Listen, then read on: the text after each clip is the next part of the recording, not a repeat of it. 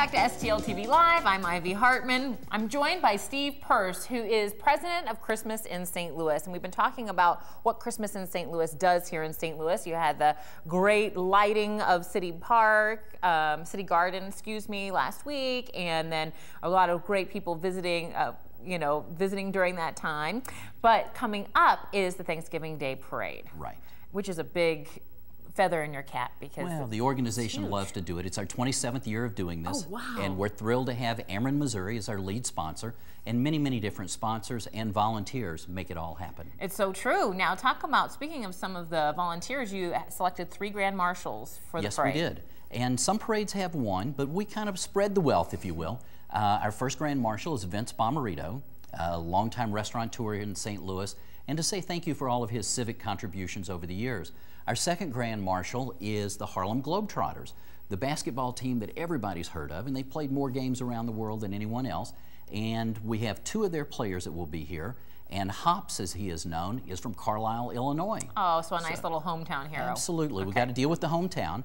And then thirdly, the Girl Scouts of America are having their 100th anniversary here in St. Louis, and their executive director, Donna Martin, is going to be a grand marshal as well. That'll be fun for Donna. So the Girl Scouts will actually have a special feature in this parade this year, being in their 100th anniversary. Absolutely. They had a special float made for them, and I saw it the other day as it was final touches were going into it. It looks really great, some animation, and really honoring all the things that the Girl Scouts do. That's amazing. And then another special new thing that's going to be highlighted in this year's parade is agriculture. It's something that most people don't think about, but on Thanksgiving Day, what better day to say thank you to the farmer than on Thanksgiving Day? That's a great idea. About 20% of our employment base in St. Louis is agriculture related, whether it's from the restaurants to the Schnucks grocery store to having Thanksgiving dinner at your own home.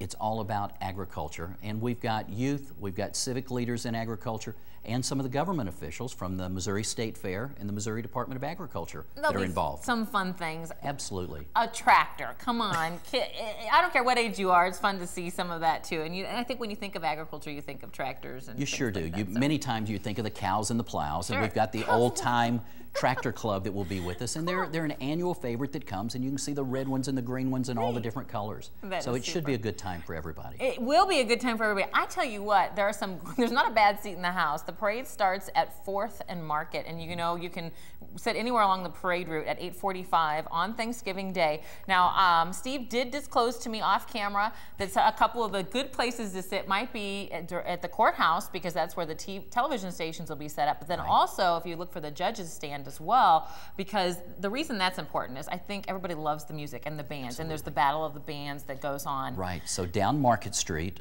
probably around 8th and Market, you'll see a tractor trailer platform with judging stand written on the side of it, and that's where the bands will give it their best performance. I'm all for that. And so speaking of that, you also have another another coat and blanket drive tied into the event itself. Talk about that. This is something that was brought to us last year, and we typically on Thanksgiving Day it is very cold. So as the band members are there in their uniform and the flag wavers are in their small uniforms getting ready to parade, they need to stay warm. So we've encouraged them to bring a blanket or to bring a coat to stay warm, but right before they step into the parade, we've got a special corner where they drop the blankets and the coats. The charities will pick them up, clean them, and then donate them to needy people in St. Louis. So St. Patrick's Center and Catholic Charities are the 2 recipients of the blankets, as provided by the band members in the, quote, coat drop. Wonderful. Well, thanks for being here with us, Steve. Again, don't miss the Christmas in St. Louis Thanksgiving Day Parade. That is on Thanksgiving Day, kicking off at 8:45 at 4th and Market Street. It'll be full of floats, balloons, and bands. So definitely be a sight to see. I want to thank you for joining us. And remember, you can keep track of all of the great things going on around St. Louis, because we're full of fabulous events to attend, especially this time of year. You can do that by friending STL TV on Facebook or following us on Twitter, or subscribe to our YouTube channel. It's a great way, Steve, to keep up with all our programming. You can also log on to stltv.net to see all of our programming 24 hours a day, 7 days a week.